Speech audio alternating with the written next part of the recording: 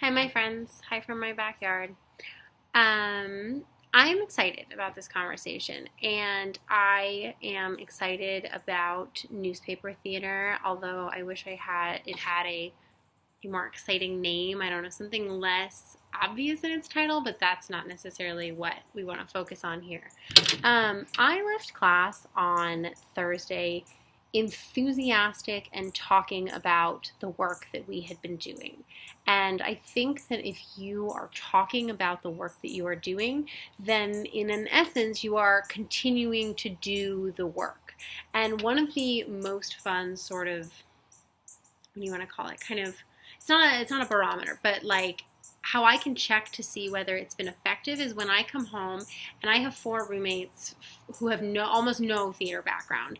And when I can engage them in what we have been doing in class and what we've been discussing and what's sort of plaguing us, then I know that I'm learning, and then I'm learning in a way that I can continue to teach, but also that the work that we are doing and we are generating is engaging enough to have non-actors participate in it. And I keep thinking about the title of Boal's book, Games for Actors and Non-Actors. I mean, aren't those just people? If you're an actor or a non-actor, what's that middle ground? What's that gray area? And why call it games for actors and non-actors and not games for people? But I digress. So I get to come home and I get to unpack these experiences with these non-theater people, with these non-actors.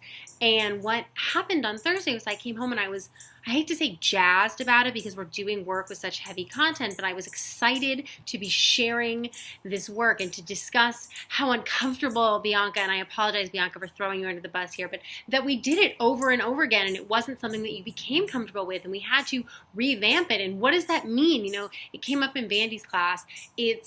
It's not about the process so much as it is taking that process and putting it into the final product. And how can we do those together? And so what was it in the discomfort that Bianca experienced that we can ask the audience to experience that really drives home the point of the fact that this is not okay?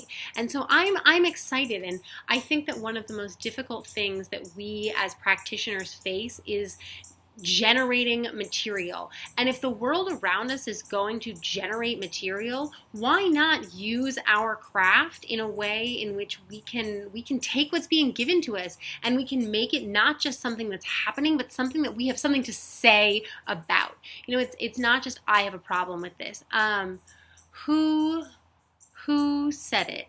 I think it was in Sybil's class. Sybil had a moment where she said, I kept seeing these things and I kept saying, why doesn't somebody do something about that?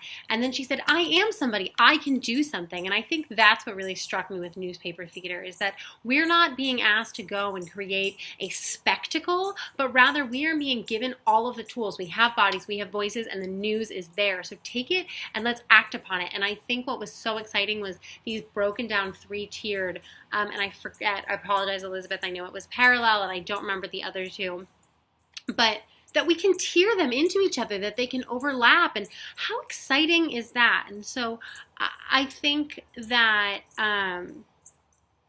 there's a lot of potential here. And I think the other thing that was really exciting to me was the idea that it doesn't have to be newspaper theater. You know, we're not just putting round pegs into round holes. We can take an entire blank slate and we can have some round pegs and some square pegs. So some newspaper theater and some work that came from devising and some scripted theater and some just verbatim theater. And we can mix that all together, and what it's going to become ultimately is a piece that has something to say. So I'm not sure whether I see this as something I want to do for young people or something that I want to do with young people, but somebody said it at the end of class that we have the potential here of doing this in a social studies class or in a current events class. And I just think that rather than, what's exciting to me is that it doesn't necessarily feel like it has to be this big, broad thing, but rather that in the same way that we used to act out good and bad behavior in my Hebrew school class to teach about values, that right here we can act something out and make a current event or a past event that much more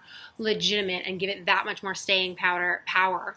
So I'm excited. I think that this is really something that's going to stay with me.